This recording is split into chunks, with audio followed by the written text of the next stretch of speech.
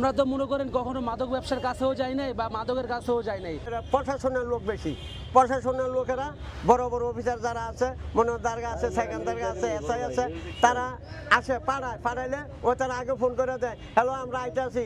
কিন্তু যারা মাদক মুদক বেচে তারা আহনো চলতেছে, যারা গাঞ্জা বেচতেছে, যারা খাইতেছে লইতেছে, তারা সব লোক ভালো আছে।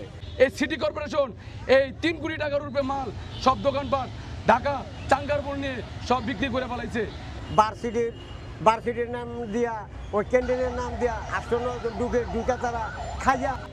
ডক্টর ইউনূস ছিল বাইরের রাষ্ট্রে, আজকে গরিবের দুঃখ বোঝে না। ভাই ঢাকা বিশ্ববিদ্যালয় 2002 থেকে, ঠিক আছে, শরৎ উদ্যানে আমরা অল টাইম থাকতেছি, দিন রাত সবসময় আমরা বসবাস করি, করিল হকারি, ঠিক আছে।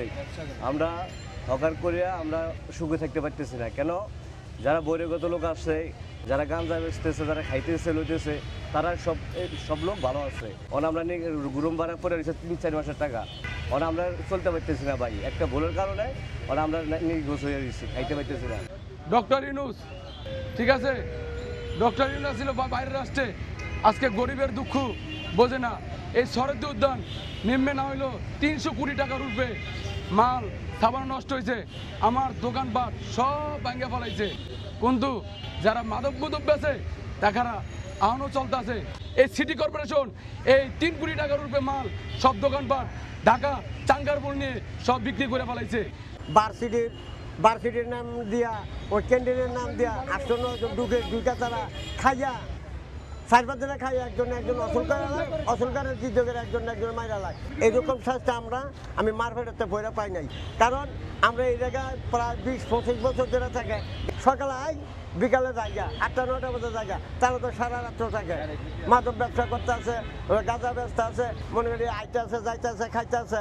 হ্যাঁ, ভার্সিটি জায়গায় বড় বেশি হলো আপনার প্রশাসনের লোক বেশি, প্রশাসনের লোকেরা বড় বড় অফিসার যারা আছে, মনে দারগা আছে, সেকেন্ড দারগা আছে, এসআই আছে, তারা আসে পাড়াইলে ও তারা আগে ফোন করে দেয়, হ্যালো আমরা আইতে আছি।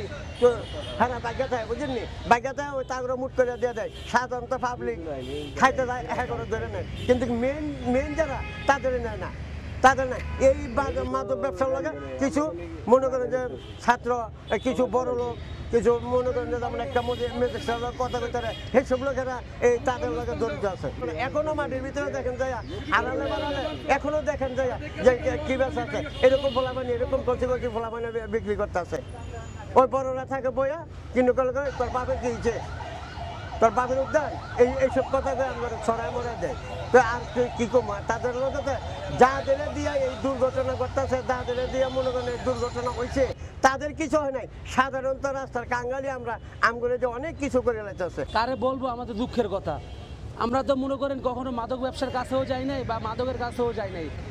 এখন যা ক্ষয়ক্ষতি হয়েছে, মাদক যারা বিক্রি করতো বা যারা হত্যাকাণ্ড চালাইছে, ওরা কেউই নাই, ওরা সবাই চলে গেছে, ঠিক আছে। কিন্তু আমরা অসহায় মানুষরা এখন, ঠিক আছে, এখানেই বসে আছি, কি করবো, কোথায় যাবো, কি খামু, এই চিন্তায়, এই দুশ্চিন্তা, কীভাবে ফ্যামিলি চালামু, এই দুশ্চিন্তায়, ঠিক আছে, আমরা এখনও, ঠিক আছে, কোথায় গিয়ে কীভাবে আমরা চলবো, মানে আমাদের কোনো উপায় নেই, মানে আমাদের এই সারাক্ষণ এই দুশ্চিন্তায় মাথায় ঘুরে।